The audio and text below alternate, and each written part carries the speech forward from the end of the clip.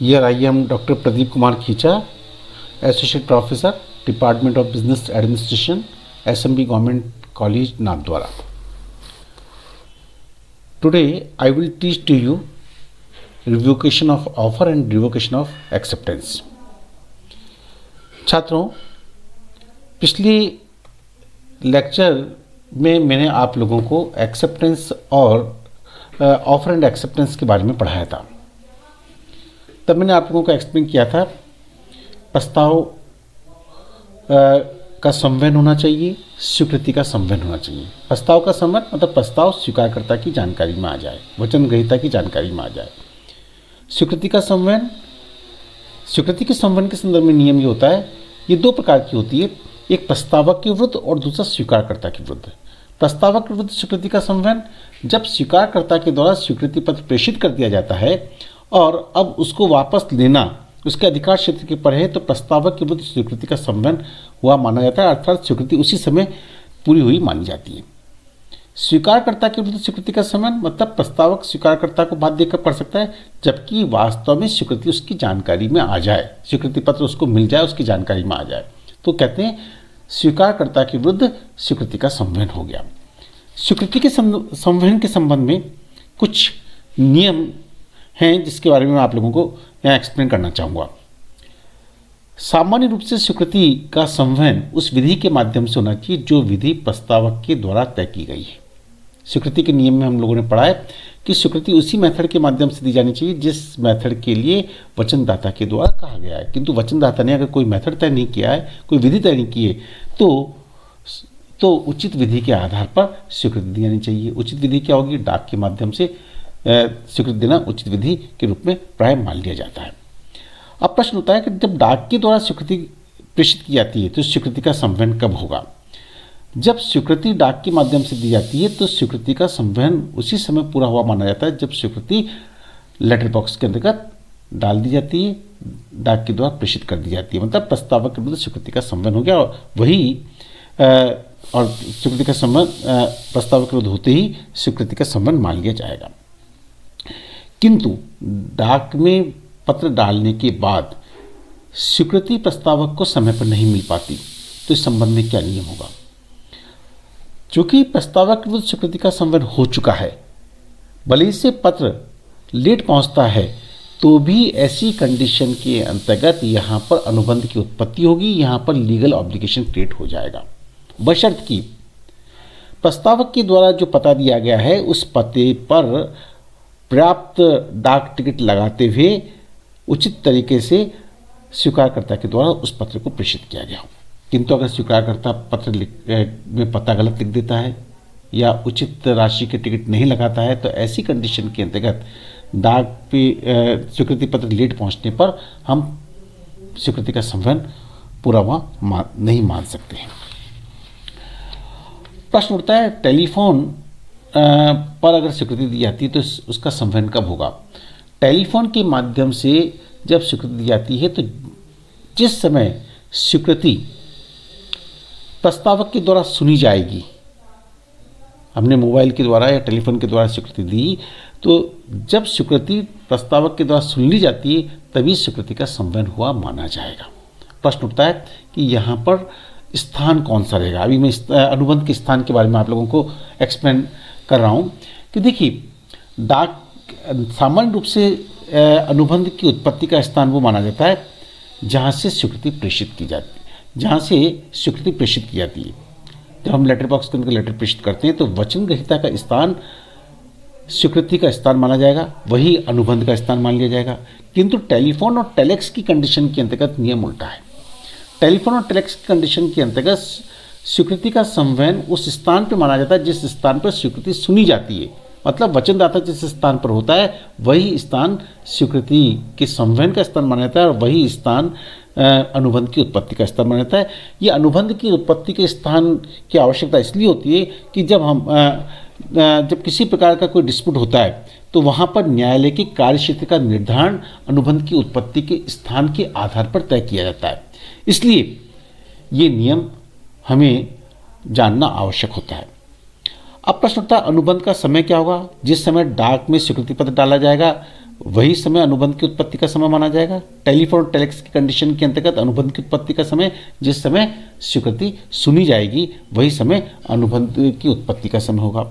जब एजेंट की दशा में स्वीकृति दी जाती है, जिस समय एजेंट को, अगर मान लीजिएगा हम किसी एजेंट के माध्यम से स्वीकृति प्रेषित कर रहे हैं और वो एजेंट प्रस्तावक का एजेंट है, तो ऐसी कंडीशन में जिस समय हम एजेंट को स्वीकृति प्रेषित करते हैं, देते हैं, वही समय अनुबंध की उत्पत्ति का समय माना जाएगा और उसी समय स्वीकृति पूर्ण हुई मान ली जाएगी। ये स्वीकृति के संवहन के संदर्भ में आवश्यक नियम है।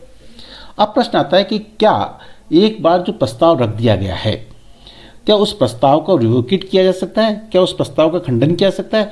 हमारा कानून कहते हैं कि वचनदाता के द्वारा जो प्रस्ताव स्वीकारकर्ता के समक्ष रखा जाता है, वचन ग्रहीता के समक्ष रखा जाता है, उस प्रस्ताव का खंडन किया जा सकता है।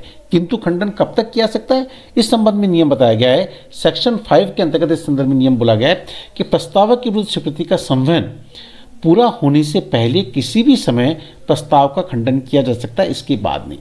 अब प्रस्तावक की विरुद्ध स्वीकृति का संवहन कब होता है? जिस समय स्वीकारकर्ता स्वीकृति प्रेषित करता है। स्वीकारकर्ता के द्वारा स्वीकृति देने से पहले के पूर्व अगर प्रस्तावक प्रस्ताव का खंडन कर दे, इसकी सूचना स्वीकारकर्ता को स्वीकृति देने से पहले प्राप्त हो जाती है, तो हम कहेंगे रिवोकेशन ऑफ ऑफर हो गया, रिवोकेशन ऑफ प्रपोजल हो गया है, अर्थात अब प्रस्ताव समाप्त हो गया। और जब प्रस्ताव समाप्त हो जाएगा तो वह किसी प्रकार की वैधानिक दायित्व की उत्पत्ति नहीं कर पाएगा, अनुबंध ठहराव और अनुबंध का निर्माण वहाँ पर नहीं हो सकेगा।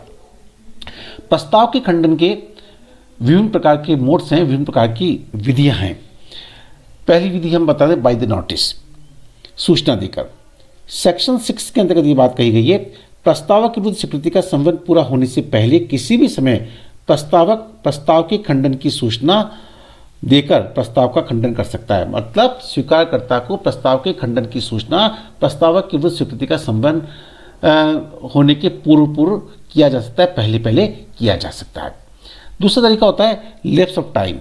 अब देखिए, लैप्स ऑफ टाइम के संदर्भ में जो नियम आता है कि अगर मान लीजिएगा प्रस्तावक ने स्वीकृति देने का कुछ समय निश्चित कर रखा है, तो वो समय पीरियड बीत जाने के पश्चात प्रस्ताव अपने आप समाप्त हुआ मान लिया जाएगा, प्रस्ताव का खंडन हुआ मान लिया जाएगा। अगर समय नहीं दिया गया है तो हमारा कानून कहता है उचित समय के भीतर, सेक्शन 6 के अंतर्गत इस बात को एक्सप्लेन किया गया है, उचित समय। अब उचित समय क्या होगा, ये समय काल परिस्थिति के ऊपर निर्भर करता है कि उचित समय के भीतर अगर स्वीकारकर्ता के द्वारा, वचन ग्रहीता के द्वारा, प्रॉमिसी के द्वारा एक्सेप्टेंस नहीं दी जाती है, तो ऐसी कंडीशन के अंतर्गत we can say that is the offer has been revocated, अर्थात प्रस्ताव का खंडन हो चुका है। एक और मेथड, एक और विधि ये बताई गई है कि अगर मान लीजिएगा स्वीकारकर्ता प्रस्तावक ने कुछ शर्तों का उल्लेख प्रस्ताव में कर रखा है और स्वीकारकर्ता उन शर्तों को पूरा नहीं करता है, स्वीकारकर्ता के द्वारा अगर शर्तों को पूरा नहीं किया जाता है, तो ऐसी कंडीशन के अंतर्गत प्रस्ताव का खंडन हुआ मान लिया जाएगा। अगर प्रस्तावक ने स्वीकृति के संदर्भ में कुछ शर्तों का उल्लेख कर रखा है, उन शर्तों की पालना अगर स्वीकारकर्ता नहीं करता है, तो ऐसी कंडीशन में प्रस्ताव का खंडन हुआ मान लिया जाएगा। तो इसके बाद आता है बाय डेथ, अर्थात प्रस्तावक की मृत्यु हो जाए या प्रस्तावक किसी प्रकार से अपनी अनुबंधी क्षमता को खो देता है और ये जानकारी स्वीकारकर्ता को प्रस्तावक के विरुद्ध स्वीकृति का संवहन होने के पूर्व प्राप्त हो जाती है, तो ऐसी कंडीशन में प्रस्ताव का खंडन हुआ माना जाएगा। अर्थात स्वीकृति देने से पहले अगर प्रस्तावक की मृत्यु हो जाती है या प्रस्तावक पागल हो जाए, दिवालिया हो जाए या अपनी अनुबंधी क्षमता को खो दे, तो ऐसी कंडीशन और इसकी जानकारी स्वीकारकर्ता को प्राप्त हो जाती है, तो ऐसी कंडीशन के अंतर्गत प्रस्ताव का खंडन हुआ माना जाएगा, विपरीत अनुबंध के अभाव में कोई विपरीत बात तय नहीं कर रखी हो तो। फिर आता है बाय द काउंटर ऑफर। अगर मान लीजिए स्वीकारकर्ता उस प्रस्ताव के संदर्भ में कोई काउंटर ऑफर कर लेता है, कोई स्थानापन्न प्रस्ताव रख देता है, तो मूल प्रस्ताव की समाप्ति हुई मान ली जाएगी। इसी प्रकार से एक और महत्वपूर्ण बात यहाँ पर आती है कि कानून में परिवर्तन हो जाए, तो अगर कानून में किसी प्रकार का परिवर्तन हो जाता है जिसके कारण अब उस प्रस्ताव को पूरा नहीं किया जा सकता या अब उस प्रस्ताव का कोई महत्व नहीं रह पाएगा, तो ऐसी कंडीशन में प्रस्ताव का खंडन हुआ माना जाएगा। ठीक इसी प्रकार से अगर मूल विषय वस्तु नष्ट हो जाए, मतलब जिसके लिए हम ठहराव कर रहे हैं वही वस्तु नष्ट हो जाए, वही चीज़ नष्ट हो जाए, विषय वस्तु नष्ट हो जाए, तो ऐसी कंडीशन के अंतर्गत प्रस्ताव का खंडन हुआ मान लिया जाएगा। और अंतिम बात आती है by the rejection of offer. अगर मान लीजिएगा स्वीकारकर्ता उस ऑफर को रिजेक्ट कर देता है तो ऐसी कंडीशन में प्रस्ताव समाप्त हो माना जाएगा। एक बार रिजेक्ट करने के पश्चात उस पर स्वीकृति नहीं दी जा सकती है, प्रस्ताव का खंडन हुआ मान लिया जाता है। ये था रिवोकेशन ऑफ ऑफर। हम ऑफर का रिवोकेट कर सकते हैं स्वीकृति देने से पहले। ठीक इसी प्रकार से ये आता है रिवोकेशन ऑफ एक्सेप्टेंस। क्या स्वीकृति का खंडन किया जा सकता है? हमारा कानून कहता है स्वीकृति का भी खंडन किया जा सकता है, किंतु स्वीकृति का खंडन कब किया जा सकता है? स्वीकारकर्ता के विरुद्ध स्वीकृति का संवहन होने के पहले पहले स्वीकृति का खंडन किया जा सकता है। अब प्रश्न होता है स्वीकारकर्ता के विरुद्ध स्वीकृति का संवहन का मतलब क्या हो गया? मतलब प्रस्तावक की जानकारी में स्वीकृति आने से पहले पहले अगर हम खंडन की सूचना दे देते हैं, हम स्वीकृति का खंडन कर देते हैं प्रस्तावक को, और खंडन की सूचना पहले प्राप्त हो जाती है और स्वीकृति का संवहन बाद में हो पाता है, तो ऐसी कंडीशन के अंतर्गत ये रिवोकेशन ऑफ एक्सेप्टेंस माना जाएगा। ठीक है, रिवोकेशन ऑफ एक्सेप्टेंस के बारे में सेक्शन 5 के अंतर्गत लिखा गया है, स्वीकारकर्ता के विरुद्ध स्वीकृति का संवहन पूरा होने से पहले किसी भी समय स्वीकृति का खंडन किया जा सकता है, किंतु उसके बाद में नहीं किया जा सकता है। अब प्रश्न ये आता है कि यदि स्वीकृति पत्र और स्वीकृति के खंडन का तार या टेलीफोन दोनों ही एक साथ पहुंचते हैं तो भी स्वीकृति का खंडन माना जाएगा, क्योंकि सामान्य रूप से अगर स्वीकृति पत्र के माध्यम से पहुंची है और हम कोई दूसरे मोड के द्वारा, तार के माध्यम से, टेलीफोन के द्वारा अगर हम खंडन की सूचना पहले पहुंचा देते हैं तो सामान्य रूप से खंडन हुआ माना जाएगा, अर्थात वहां पर किसी प्रकार से वैधानिक दायित्वों की उत्पत्ति नहीं हो पाएगी, क्योंकि सामान्य रूप से होता है कि पत्र और तार एक साथ ही पहुंचते हैं तो हम सबसे पहले तार को खोलेंगे, उसके पश्चात हम पत्र को खोलेंगे।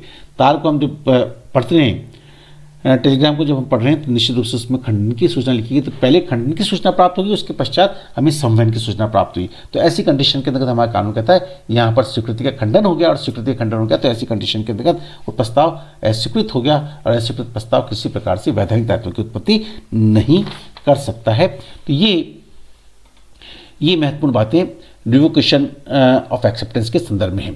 अब रिवोकेशन ऑफ एक्सेप्टेंस के बारे में time for the revocation of offer के बारे में यहाँ पर है, an acceptance may be revoke at any time before the communication of acceptance is completed as against the acceptor but not afterwards, जो मैंने अभी सेक्शन 5 के अंतर्गत आप लोगों को एक्सप्लेन किया है।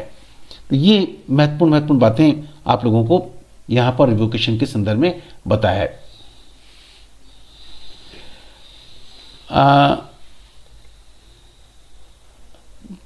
Thank you.